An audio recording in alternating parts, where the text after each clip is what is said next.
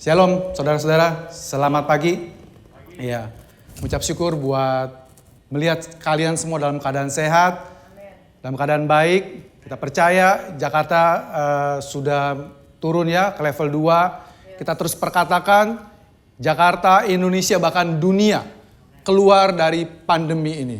Sehingga kita semua anak-anak Tuhan khususnya bisa sama-sama datang beribadah, memuji membesarkan Tuhan tanpa rasa khawatir dan was-was lagi.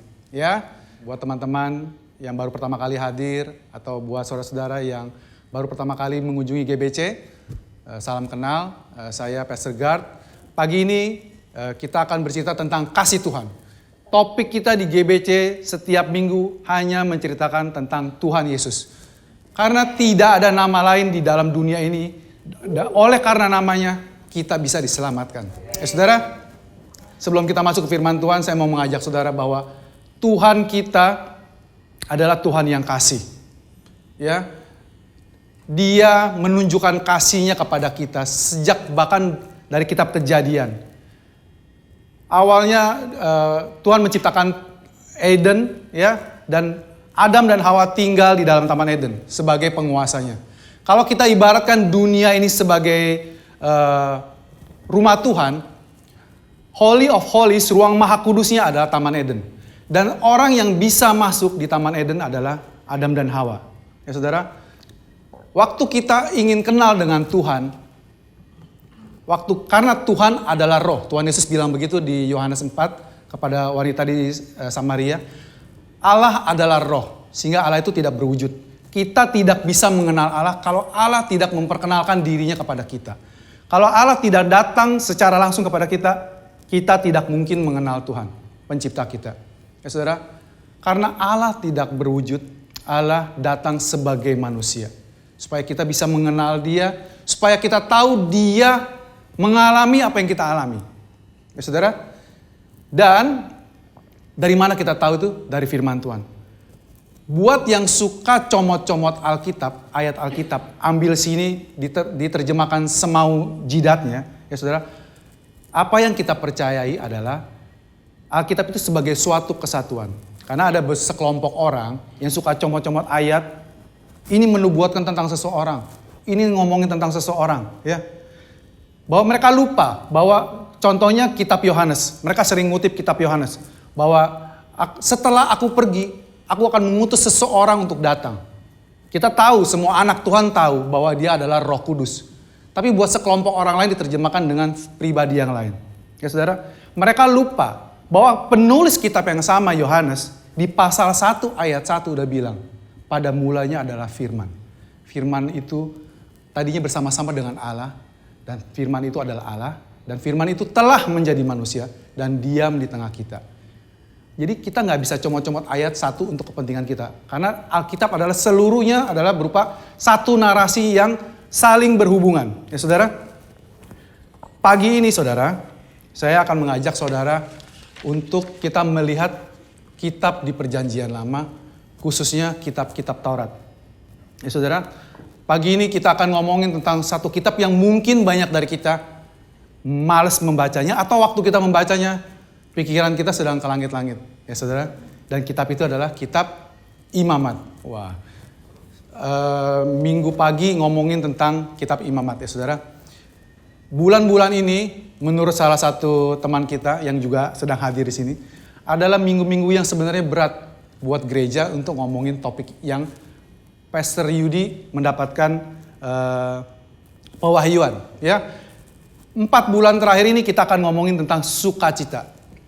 Ya, dan menurut dia adalah suatu hal yang berat buat gereja ngomongin tentang sukacita di masa pandemi seperti gini, di mana banyak orang yang kehilangan kesehatannya, di mana banyak orang kehilangan pekerjaannya, di mana banyak orang kehilangan penghasilannya, bahkan banyak tidak sedikit orang yang kehilangan hubungan dengan orang yang dikasihinya di masa pandemi ini.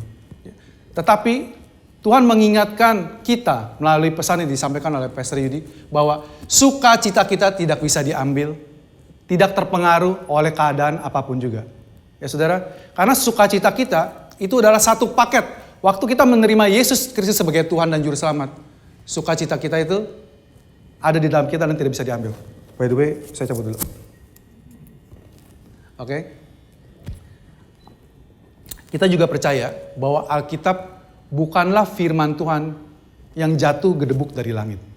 Tetapi firman Tuhan adalah sesuatu inspirasi oleh Roh Kudus, menggunakan setiap penulisnya dengan keunikan setiap kepribadiannya menuliskan firman Tuhan. Tapi Tuhan mengorkestrakan semuanya ini ngomongin tentang sesuatu atau seseorang lebih tepatnya yang selalu berkesinambungan. Benang merahnya adalah Yesus Kristus, ya saudara. Dan kekristenan boleh kita bilang adalah satu-satunya kepercayaan yang selama 2 milenium, selama 2000 tahun sudah teruji, saudara. Banyak kepercayaan yang lain tidak berani diuji. Ya, tapi kekristenan adalah satu-satunya kepercayaan yang dibedah, diobrak-abrik, tetapi tetap berdiri teguh sampai sekarang. Puji nama Tuhan. Karena kebenarannya adalah Alkitab yang kita pegang sekarang ini adalah firman Tuhan itu sendiri. Ya saudara. Tuhan rindu tinggal di tengah umatnya. Seperti saya bilang tadi, sejak zaman perjanjian lama kita bisa melihat ini di kitab Kejadian. Bahwa Tuhan rindu tinggal di tengah-tengah kita. Ya. Di kitab Kejadian kita bisa lihat ceritanya bahwa setiap saat yang teduh, setiap sore, Tuhan berjalan di Taman Eden. Dia ngobrol sama Adam. Sampai akhirnya manusia jatuh ke dalam dosa, manusia diusir keluar. Tuhan menaruh serubim di pintu di sebelah timur. Karena dalam kepercayaan Yahudi percaya bahwa Tuhan itu berdiamnya di sebelah barat. Pintu masuknya selalu dari timur. Ya saudara, jadi banyak sekali yang kita punya kiblat ke barat, bukan kita, orang-orang Yahudi, ya saudara. Terus di Alkitab juga kita bisa melihat bahwa bangsa Israel tidak bisa langsung menghampiri kepada Tuhan. Bangsa Israel termasuk kita, sewaktu kita belum terima Tuhan Yesus, kita adalah orang-orang yang tidak layak menghadap kekudusannya Tuhan. Ya saudara. Tapi Tuhan rindu, sekali lagi, Tuhan kita adalah Tuhan yang rindu dekat dengan umatnya. Tuhan rindu dekat dengan Pak Anto. Tuhan rindu dekat dengan Pastor Lita. Tuhan rindu dekat dengan Roni. Untuk itu dia datang ke dunia ini. Dan dia, walau manusia sudah berdosa dan jatuh karena dosa, tapi kerinduan Tuhan tetap dinyatakan. Dan waktu dia berprofesi pertama kali bahwa keturunan manusia ini akan meremukan engkau, dia ngomong sama ular ya. Profesi itu terus berlangsung tambah-tambah besar ya saudara. Mulai ke zaman Nuh, akhirnya dia mengikat dengan perjanjian dengan satu keluarga dari Abraham, Ishak, Yakub, maka muncullah Israel saudara. Dan Tuhan menyediakan jalan supaya supaya umatnya bisa menghampiri Tuhan Allah yang kudus. Terus untuk itulah kita semua di sini termasuk bukan hanya pastor saudara. Saya percaya panggilan ini juga buat saudara semua. Karena waktu Tuhan Yesus naik ke surga dia bilang, beritakanlah Injil ke seluruh dunia, ke ujung dunia. Mulai dari Yerusalem, Samaria sampai ke ujung seluruh bumi. Kita diingatkan, tidak ada yang kebetulan dalam semua yang Tuhan Yesus katakan. Kenapa dia bilangnya mulai dari Yerusalem? Dari Yerusalem, Samaria sampai ke ujung bumi. Ini sekali lagi menunjukkan betapa Tuhan kita adalah Tuhan yang gracious. Di kitab Ulangan 21, saudara bisa buka nanti. Itu ada peraturan yang tertulis. Kalau ada orang asing ditemukan mati, terbunuh di luar kota, di luar perbatasan kota. Kota yang paling dekat adalah kota yang menerima kesalahannya. Sekali lagi, waktu ada orang yang mati, terbunuh di luar suatu kota. Kota yang paling dekat adalah kota yang menerima hukuman atas kematian orang ini. Dan waktu Yesus mati di kayu salib, di bukit yang namanya Golgota, dia disalibkan persis di luar kota Yerusalem. Jadi secara hukum Taurat, Yerusalem adalah kota yang menanggung kesalahan atas kematian Yesus. Tetapi Yesus memberikan perintah, kabarkanlah Injil mulai dari Yerusalem. Ya, saudara, Tuhan kita adalah Tuhan yang penuh kasih karunia. Dan waktu Yesus di hari kebangkitannya di malam hari di Lukas 24, waktu dia ketemu dengan sepasang muridnya, salah satunya namanya Kleopas, dan saya percaya yang satu lagi adalah istrinya Kleopas. Kembali karena ini adalah gambaran waktu Tuhan berjalan-jalan di waktu yang teduh, sama seperti di Taman Eden. Waktu Tuhan berjalan bersama Adam dan Hawa. Dan seperti saudara ketahui, di kitab Kejadian 5 kalau nggak salah, Tuhan menyebut Adam dan istrinya dengan sebutan Adam. Saya percaya si Kleopas dan satunya lagi adalah istri Kleopas sedang berjalan dan mereka bermuram durja mukanya ya. Pepaya ditekuk. Terus Yesus nyelip di antara mereka. Ngapain kok kalian sedih banget? Lalu saudara tahu ceritanya, mereka bilang, kamu orang baru ya? Nggak tahu ada kejadian besar akhir-akhir ini di Yerusalem. Bahwa orang yang kami kira adalah penyelamat kami, yang kami sudah nunggu-nunggu nih, dia amazing banget, mujizatnya, wow luar biasa. Tapi ternyata dia mati juga. Bukankah banyak kejadian yang mirip dengan kita saudara? Kita anak Tuhan, pastor selalu mengingatkan setiap minggu kita, engkau adalah kebenaran Allah dalam Kristus. Tuhan sudah mati miskin supaya kita menjadi kaya. Dia sudah menanggung semua penyakit kita di kayu salib. Tetapi pada waktu kita menghidupi hidup ini, kita masih banyak pergumulan. Pergumulan kesehatan, pergumulan keuangan, pergumulan hubungan. Tapi kebenarannya adalah Yesus sudah menanggung semuanya itu. Nggak connect. Sama seperti Kleopas dan istrinya, yang saya percaya, mereka mengharapkan sesuatu yang lebih dari Tuhan Yesus. Mereka berharap Yesus memenuhi semua kebutuhannya mereka. Dan Yesus menegur mereka. Bukankah memang harus demikian? Dan waktu di Lukas 24 ayat 44 dia bilang, ia berkata kepada mereka, inilah perkataanku yang telah kukatakan kepadamu ketika aku masih bersama-sama dengan kamu. Kamu harus digenapi semua yang ada tertulis tentang aku dan kitab Taurat dan nabi-nabi dan kitab para mazmur. Yesus bilang bahwa apa yang dia lalui itu digenapi dan tertulis di kitab Perjanjian Lama, kitab Musa dan kitab Mazmur. Di Matius 11 ayat 13 juga demikian saudara. Kitab para nabi, hukum Taurat selesai sampai di Yohanes. Ya saudara, Yohanes seperti saudara ketahui, Yohanes itu dalam bahasa Ibrani namanya Yohanan, artinya the grace of God. Jadi kitab para nabi, kitab Taurat berhenti sampai di kasih karunia Tuhan Yesus, kasih karunia Tuhan. Ya saudara. Tapi kalau saudara cari di kitab Perjanjian Lama, di kitab ini, tidak ada yang secara dalam tanda kutip terang benderang nulisin bahwa Yesus lahir di namanya Yesus lahir ini, orang tuanya ini secara begitu. Karena kalau sampai jelas kayak begitu, tentu saja orang-orang Yahudi tidak menolak Tuhan Yesus. Tapi kita mau membuktikan hari ini, apakah benar bahwa kitab suci kita ini adalah kitab firman Tuhan. Kitab yang bukan buatan manusia. Kitab yang disusun secara divine, secara ilahi. Amazing banget saudara. Semakin kita mengenal dia lebih lagi saudara, semakin kita jatuh cinta lagi sama dia. Oleh sebab itu, kita semua terpanggil untuk terus memberitakan Injil kasih karunia Tuhan. Injil yang mengingatkan kita bahwa kita sudah dibenarkan sekali untuk selamanya. Dan waktu kita mempercayai Injil itu, bukan seperti ketakutan orang bahwa kita akan hidupnya menjadi liar, tetapi justru kita semakin jatuh cinta kepada Tuhan Yesus. Oke, saya ajak saudara gini. Kitab Taurat ada 5, saudara, betul ya? Siapa ingat urutannya?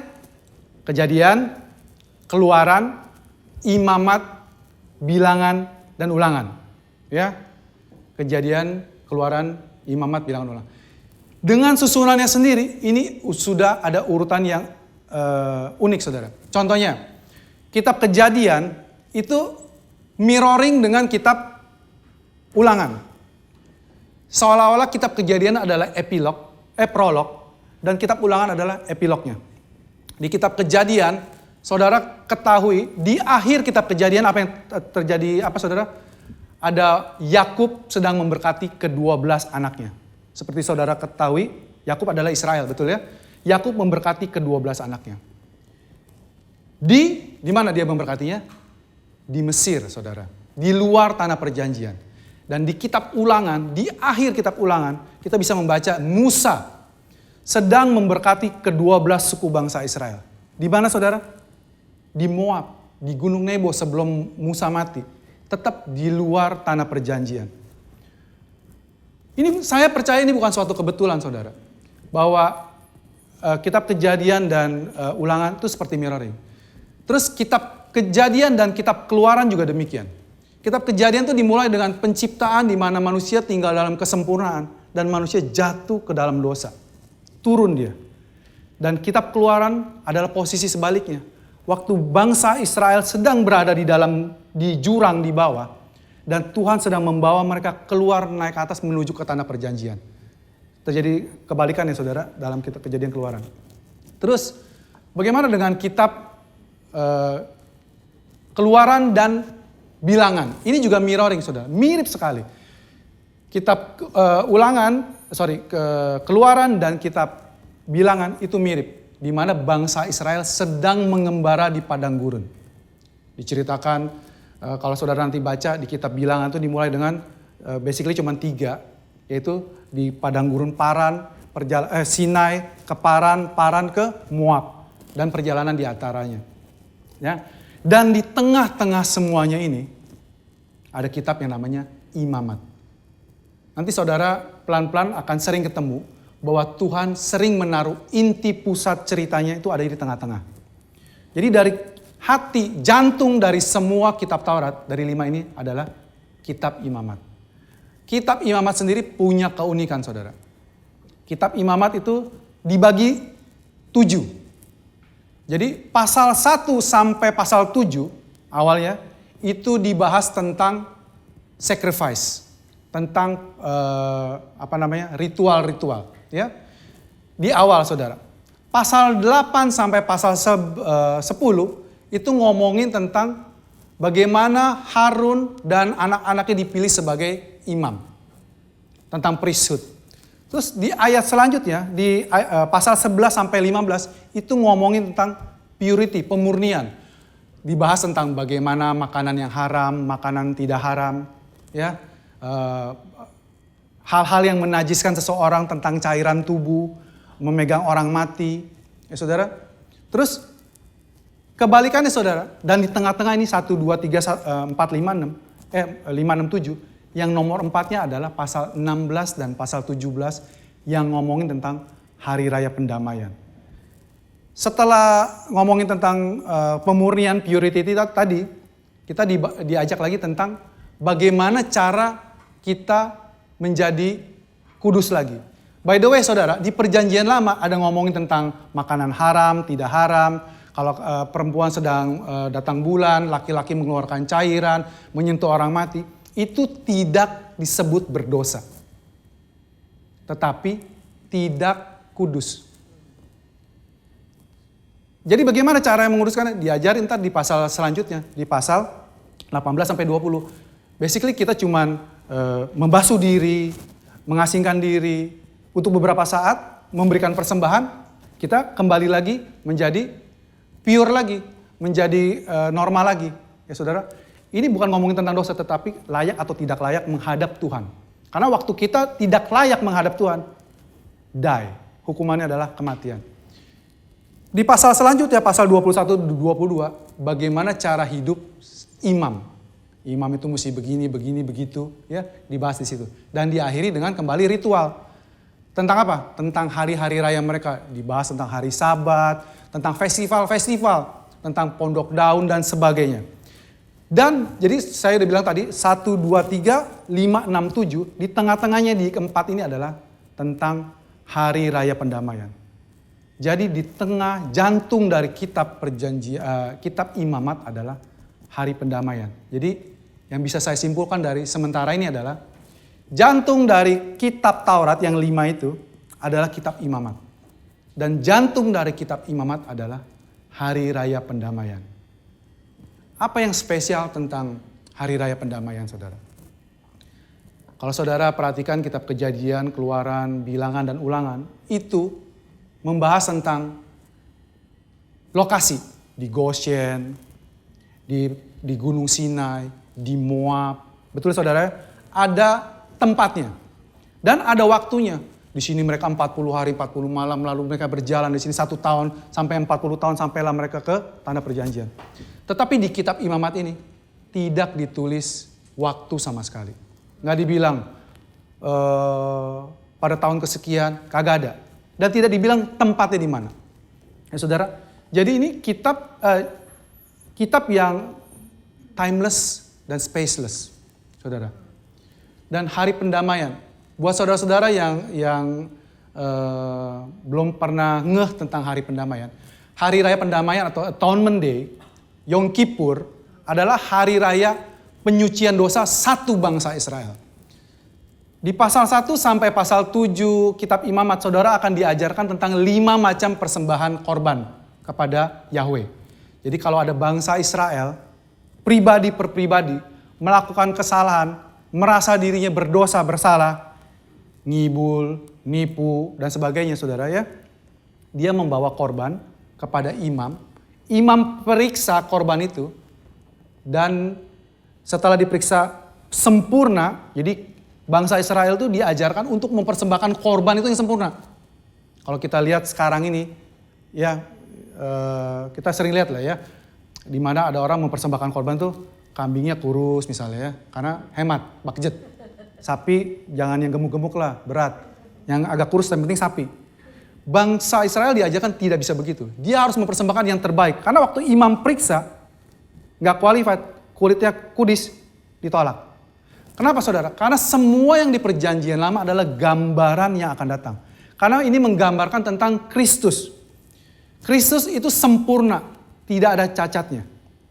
Dan kabar baiknya saudara, Tuhan yang sama menulis tentang saudara dan saya di kitab Kidung Agung. Dia bilang, tidak ada cacat celah padamu kasihku. Ya saudara, saudara dan saya dipandang sempurna oleh Tuhan Yesus sekarang ini. Dipandang sempurna oleh Bapa. Bukan karena kita baik, bukan karena kita sempurna, tetapi apa yang sudah Yesus perbuat sangat sempurna, membuat kita jadi sempurna dan dibenarkan. Saudara, jadi waktu bangsa Israel pribadi merasa bersalah, merasa berdosa, dia membawa korban dan imam memeriksa, imam menyembelih dan sebagainya, selesai. Tetapi masalahnya tidak semua orang merasa berdosa, betul saudara? Dan tidak semua orang membawa persembahan kepada imam. Jadi di hari Yom Kippur ini, imam besar yang waktu itu adalah Harun, 1 kali setahun, saudara bisa bayangkan, imam besar pun hanya boleh masuk ke ruang Maha Kudus 1 tahun sekali, khusus di hari raya pendamaian ini, di Yom Kippur Day ini. Jadi apa yang dia lakukan? Saudara perhatikan apa yang dia lakukan. Jadi sepanjang kitab Keluaran, saudara akan melihat Musa mengeluarkan bangsa Israel keluar dari Mesir. Mereka berjalan dengan grafik turun naik, sukacita ngedumel, mujizat, pokoknya terjadi terus setiap hari, saudara. Sampai tibalah mereka di Gunung Sinai. Waktu di Gunung Sinai, waktu Tuhan mau memberikan 10 perintah, Musa diperintahkan mengumpulkan tua-tua, ya, para pemimpin bangsa Israel, dan Musa bilang, hari ini Tuhan Allah Yahweh akan memberikan hukum buat kalian untuk kalian taati. Mereka belum dengar, tapi bangsa Israel, pemimpin-pemimpin itu bilang apa? Kami akan mentaati seluruh perintah Tuhan. Sebenarnya maksudnya mereka begini, apapun yang Tuhan ngomong, kasih tahu aja, kami pasti bisa mentaatinya. Itu spiritnya saudara. Dan buat Tuhan itu adalah kesombongan. Dan kalau saudara perhatikan, sejak saat itu nada Tuhan berubah. Waktu bangsa Israel keluar dari Mesir, waktu Tuhan mengirimkan tulah kepada bangsa Mesir, seluruh tanah Mesir. Saudara perlu perhatikan, tulah itu 10-10-nya menimpa seluruh tanah Mesir. Dan di mana bangsa Israel tinggal saudara? Di tanah Mesir, di daerah yang namanya Goshen. Nearness, dekat dengan Tuhan. Tetapi tulah itu tidak satu pun menghampiri tanah Goshen. Kenapa saudara? Karena ada, khususnya di tulah ke-10. Karena ada darah yang menutupi pelanggaran mereka. Ada darah yang menutupi kematian yang seharusnya anak sulung mereka terima. Kalau ada bangsa Israel, satu keluarga saja yang merasa dirinya holy, merasa dirinya benar, merasa dirinya kudus, dan mereka mengabaikan perintah Tuhan. Kami cukup baik, kami gak perlu pakai darah-darahan, kami selalu setiap minggu, jangankan setiap minggu, setiap hari kami pelayanan. Katakanlah dia orang Lewi, saudara. Ya, setiap minggu kami pelayanan misalnya. Terus mereka tidak pakai darahnya lagi. Apa yang terjadi? Mereka, anak sulungnya pasti mati malam itu. Tetapi oleh karena darah anak domba, tidak ada kematian menghampiri Goshen.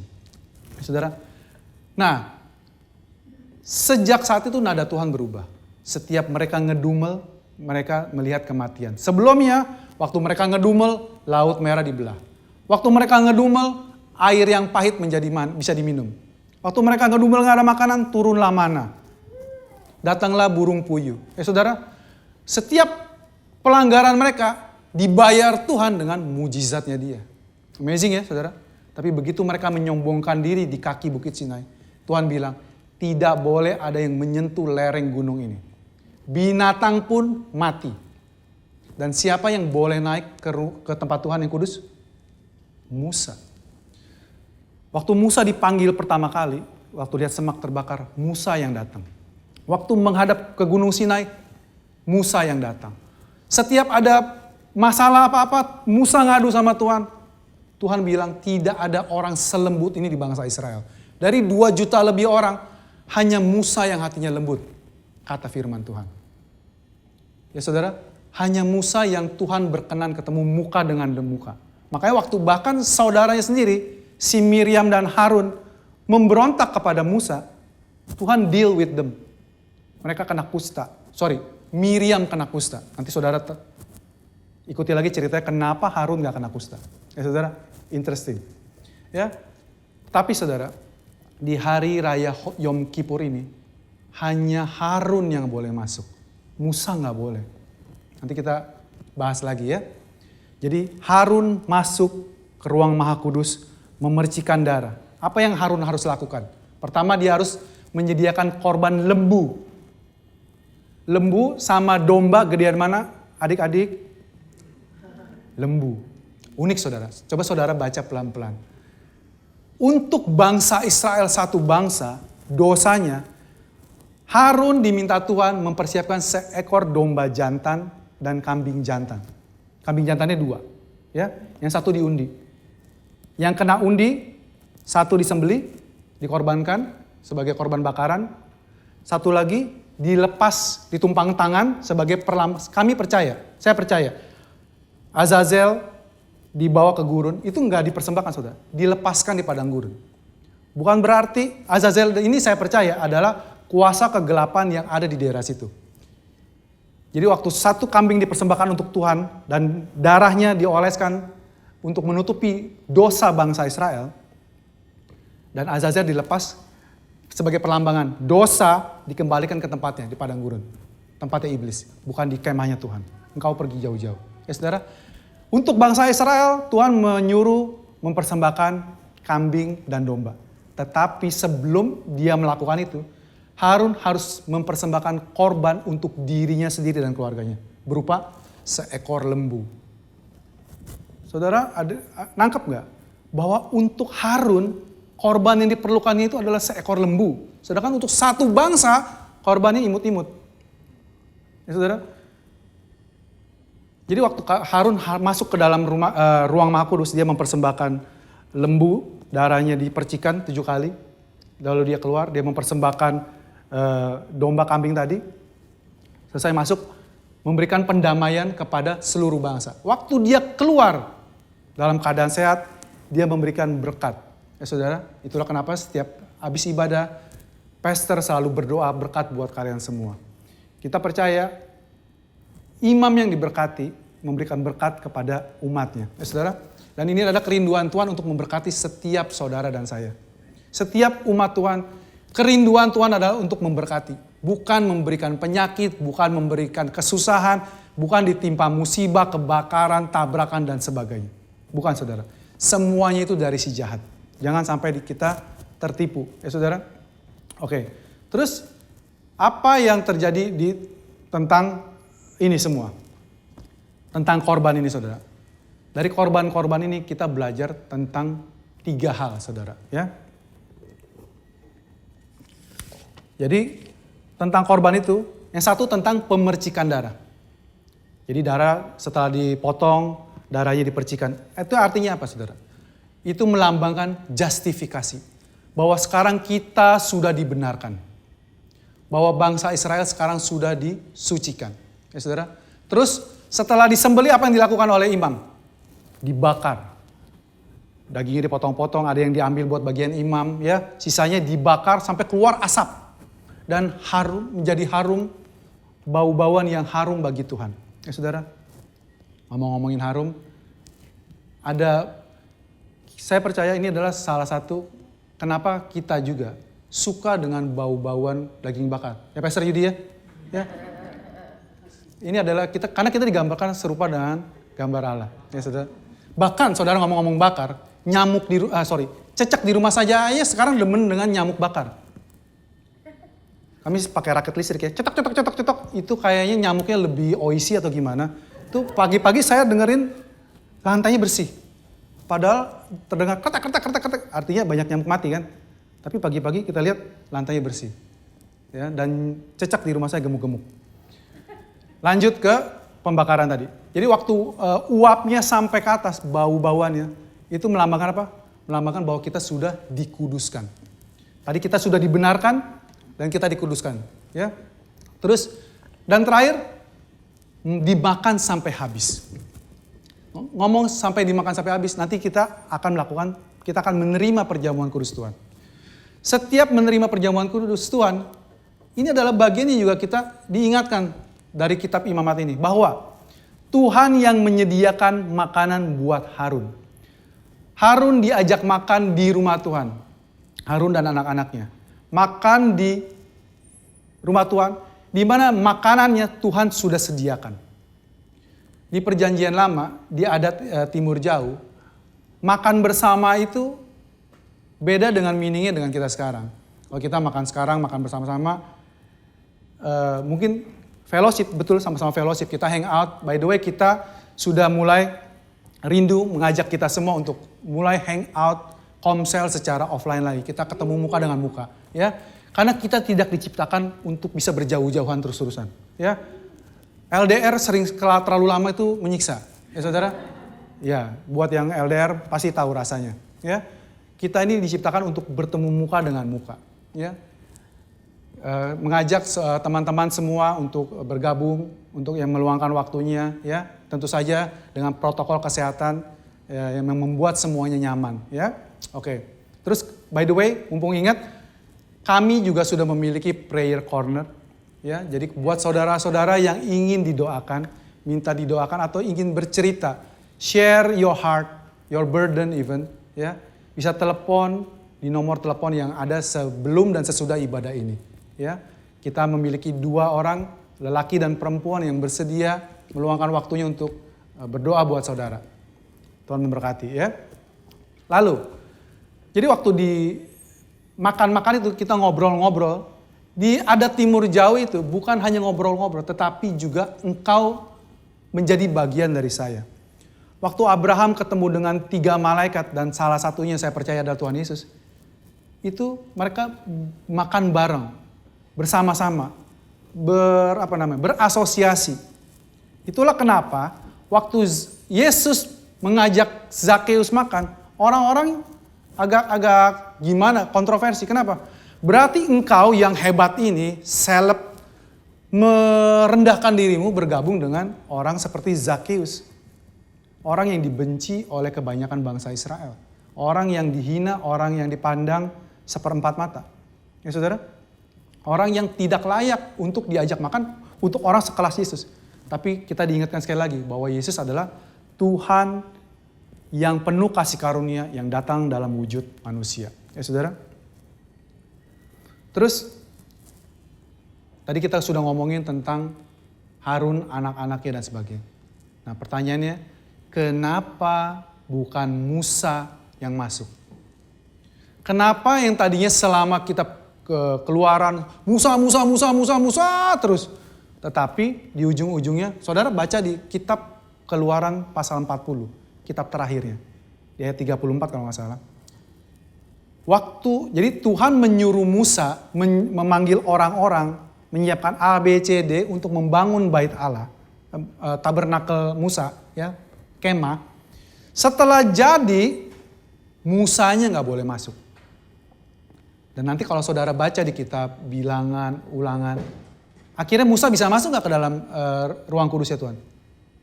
Bisa, karena di kitab Imamat pasal 1, Tuhan juga bilang, Tuhan memanggil Musa dari dalam kemah suci. Tapi Musa bisa masuk ke dalam ruang Maha Kudus, ke bait Allah, harus selalu bersama Harun. Saudara, kitab Ibrani 7:8 bilang bahwa kita sekarang memiliki imam besar agung yang jauh lebih besar daripada Harun. Kenapa? Karena keimaman di perjanjian lama adalah orang-orang keturunan Lewi. Pelajaran sekolah minggu hari ini adalah dari 13 suku, anak-anaknya Yakub ada 12. Betul saudara? Tetapi Yusuf mendapat double blessing. Sehingga yang dihitung bukannya Yusuf tetapi anaknya. Yaitu Efraim dan Manasye. Itu yang menjadi suku bangsa Israel. Nah karena ada 12, satunya jadi 2 kan jadi 13. Tetapi Tuhan mengkhususkan Lewi menjadi imam. Lewi tidak mendapat bagian tanah di Israel. Dia hanya mendapatkan kota-kota perlindungan. Yang jumlahnya kalau nggak salah 72. Ya saudara? Dan 6 diantaranya adalah kota perlindungan. Kota-kota Lewi. Dan 6 diantaranya adalah kota perlindungan. Kota yang besar-besar. Ya saudara? Dari 12 suku ini, bangsa Lewi tidak mendapat. Nah, yang menjadi imam adalah orang-orang yang hanya dari suku Lewi. Sebagus-bagusnya dari suku Yehuda main gitar, Daud main gitar, Daud nggak bisa menjadi imam di kemahnya Tuhan. Hanya orang Lewi. Dan yang menjadi imam besar hanya keturunan Harun. Sejago-jagonya orang Lewi sembelih kambing pakai samurai, tetap nggak bisa jadi imam besar. Hanya keturunan Harun. Ya. Tetapi kitab Ibrani bilang kita memiliki imam besar agung yang berasal dari keturunan Imam Melkisedek. Kita percaya di perjanjian lama Imam Melkisedek dari namanya kita sudah tahu bahwa dia adalah Raja Kebenaran. Ya saudara? Terus kenapa bukannya Musa? Di pasal 1 Imamat dikasih tahu bahwa tentang Allah memanggil Musa dari dalam kemah suci. Dalam bahasa Ibrani-nya itu Wayikra. Wayikra ini muncul beberapa kali di kitab Kejadian dan ini sangat signifikan Kejadian dan Keluaran. Di kitab Taurat khususnya, kata Wayikra ini muncul berkali-kali. Dan setiap kali kata ini muncul, itu adalah kejadian yang penting. Yang pertama kali itu muncul waktu Tuhan mencari Adam dan Hawa setelah mereka memakan buah. Adam, di manakah engkau? Kata yang sama digunakan. Adam, Wayikra, gitu kan. Allah Wayikra Adam. Tuhan memanggil Adam. Waktu manusia jatuh, Tuhan mencari Adam. Di kitab Keluaran, waktu Musa sedang mengembalakan domba Yitro, mertuanya, dia melihat ada semak terbakar. Lalu ada suara memanggil dia, karena Musa menyimpang, Allah memanggil dia ke sana. Kata yang sama Wayikra. Apa yang mau disampaikan saudara? Tidak ada inisiatif manusia, upaya manusia yang bisa menemukan Tuhan. Kalau bukan Tuhan yang mencari manusia. Sekali lagi saudara. Tidak ada upaya manusia atau katakanlah agama yang bisa membawa manusia kepada Tuhan. Kalau bukan Tuhan yang membawa manusia itu kepada Tuhan. Setuju saudara? Manusia itu bobrok, manusia itu bangkrut, manusia itu tidak kudus. Tidak mungkin dia bisa menghadap Tuhan pencipta yang kudus. Oleh sebab itu, Injil diberitakan. 1 Korintus 15. Bahwa Injil yang kami beritakan, bahwa Yesus sudah mati, Yesus bangkit dan dia naik ke surga. Setiap minggu kita mengingatkan, kita memiliki dasar sukacita. Sekarang tema kita adalah sukacita.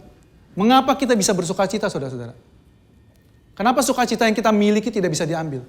Karena sukacita yang kita miliki adalah kita dibenarkan oleh Tuhan. Kita dianggap benar. Kita diperdamaikan, bahasa Alkitabnya. Kita yang berdosa yang menjadi seteru Allah, diperdamaikannya waktu kita masih berdosa. Waktu kita masih mungkin menolak dia, menganggap dia seteru, menganggap dia musuh, Tuhan memperdamaikan dirinya dengan kita. Waktu dia memberikan peraturan mengenai semua korban-korban ini, di hatinya dia adalah, aku ingin segera berdamai dengan engkau. Tuhan rindu bertemu dengan saudara. Dan oleh sebab itu, ada sekat yang sangat tebal, kurang lebih 30 sentian, dari ruang kudus ke ruang maha kudus berupa tirai. Tirai yang berisi gambar serubim. Ini menggambarkan apa, saudara? Bait Allah, kemah Musa menggambarkan miniatur dari Kejadian 1. Waktu Tuhan menciptakan dunia dan Eden sebagai ruang maha kudusnya, ini adalah gambaran kecilnya. Di mana waktu Tuhan mengusir Adam keluar, Tuhan menempatkan 2 serubim ini di mana? Di sebelah timur. Dan seperti saudara ketahui, kemah suci juga sama, menghadap ke barat, pintu masuk dari timur. Dan waktu mau masuk ke ruang maha kudus, ada tirai yang ada gambar serubimnya. Tidak semua orang bisa masuk ke dalam ruang maha kudus. Hanya imam besar. Tapi puji nama Tuhan Yesus. Yesus mati, memberikan dirinya, memberikan nyawanya menebus dosa saudara dan saya. Sehingga sekarang tabir bait Allah terbelah 2 dari atas sampai bawah. Yang membuktikan apa, saudara? Membuktikan yang menyobek bukan manusia. Kalau manusia yang sobek, sobeknya pasti dari bawah ke atas. Ini dari atas ke bawah. Apa arti tirai itu sobek, saudara? Mungkin saudara pernah dengar bahwa sekarang manusia yang kudus manusia yang berdosa bisa masuk ke dalam ruang maha kudus. Betul, saudara. Tapi sebenarnya yang lebih benar lagi adalah Tuhan yang maha kudus sekarang bisa menghampiri manusia berdosa. Oleh karena perbuatan Tuhan Yesus di kayu salib. Sekali untuk selamanya. Anda dan saya dibenarkan sekali untuk selamanya. Saudara, oleh sebab itu kita memiliki dasar yang teguh bahwa sukacita kita, kesukacitaan ini bahwa kita sudah berdamai dengan Allah. Tuhan tidak lagi memperhitungkan kesalahan kita. Kitab Roma, Galatia menulis terus tentang itu. Daud bilang, berbahagialah orang yang diampuni pelanggarannya. Berbahagialah orang yang Tuhan tidak perhitungkan kesalahannya. Itu adalah saudara dan saya. Ya, saudara, mari sama-sama kita mau terima perjamuan kudus Tuhan.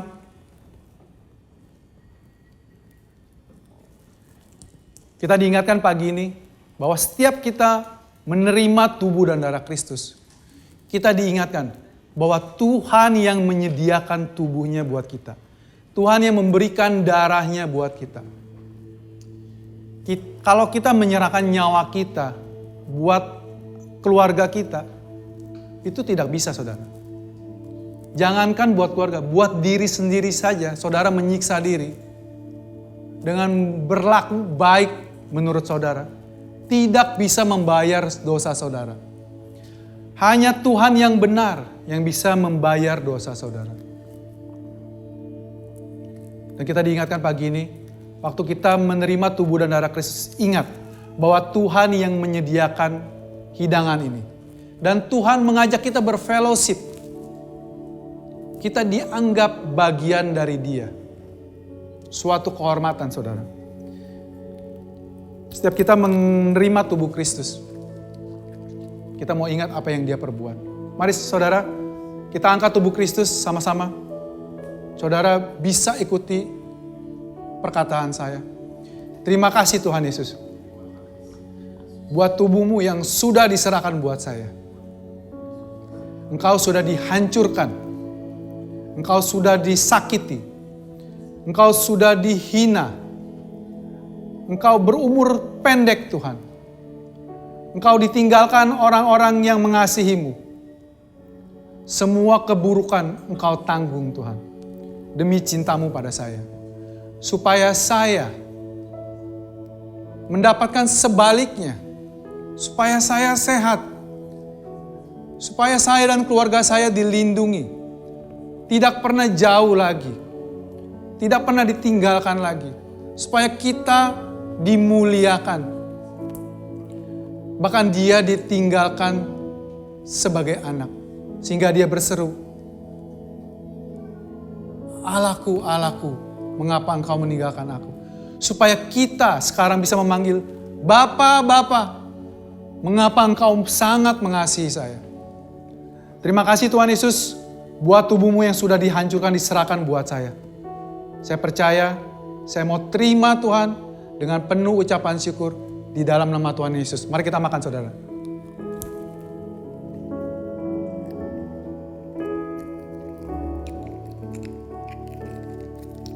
Mari kita angkat darah Kristus. Ini adalah darah perjanjian baru. Darahnya sudah dicurahkan sekali untuk selamanya. Di perjanjian lama, Harun harus melakukan ini setiap tahun di hari raya pendamaian. Setiap tahun karena pekerjaan dia tidak pernah selesai. Harun selalu berdiri melaksanakan tugasnya. Tetapi Yesus, sekali dia mempersembahkan dirinya, dia duduk di sebelah kanan Allah Bapa. Pekerjaannya sudah selesai saudara. Pekerjaannya mendamaikan Bapa yang kudus dengan kita yang berdosa. Sudah selesai.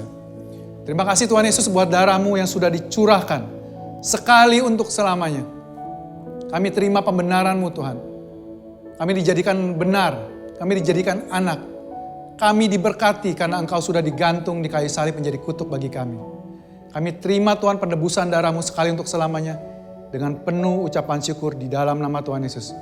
Mari kita minum saudara. Terima kasih Tuhan Yesus buat tubuh-Mu dan darah-Mu yang sudah bersatu dengan tubuh dan darah kami. Kami di dalam Kau dan Engkau di dalam kami. Kami adalah orang-orang yang diberkati. Kami adalah orang-orang yang penuh dengan sukacita. Penuh dengan damai sejahtera Tuhan. Karena Engkau tidak lagi menjadi seteru kami. Kami bisa hidup damai dengan Engkau. Sehingga kami bisa berdamai dengan sesama kami. Dengan sanak saudara kami. Dengan teman-teman kami. Dengan siapapun Tuhan. Terima kasih Tuhan Yesus. Buat saudara-saudara yang baru pertama kali mendengar kabar baik. Bahwa Tuhan Yesus, Allah pencipta dunia ini, mau mengosongkan dirinya. Menjadi hina. Bahkan lebih hina dari saudara dan saya. Lahir di kandang. Mati disalibkan. Suatu hukuman mati yang sangat hina di zamannya. Tapi dia mau menerimanya buat saudara dan saya. Dan saudara percaya bahwa dia sudah dibangkitkan pada hari ketiga. Dan naik ke surga. Jika saudara mau menerima Yesus sebagai Tuhan dan Juru Selamat saudara, ikuti doa saya. Tuhan Yesus, terima kasih buat kabar baik pagi ini.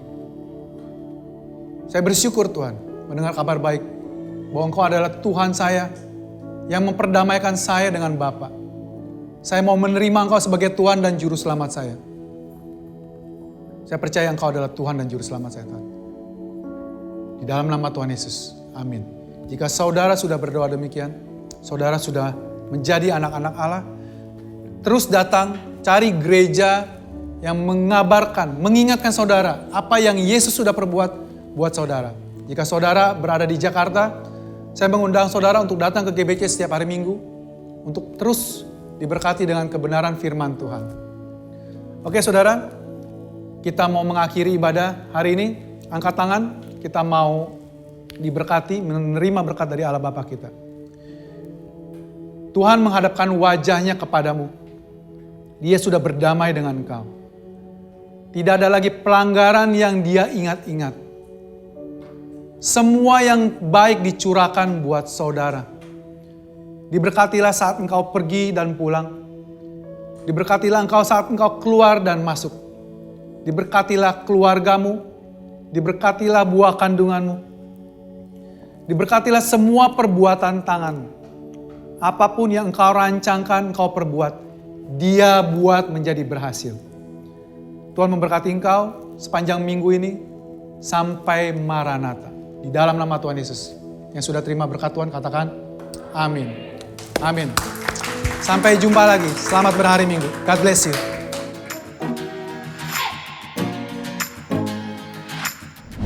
Terima kasih untuk saudara sekalian yang telah mengikuti ibadah GBC Jakarta bersama kami.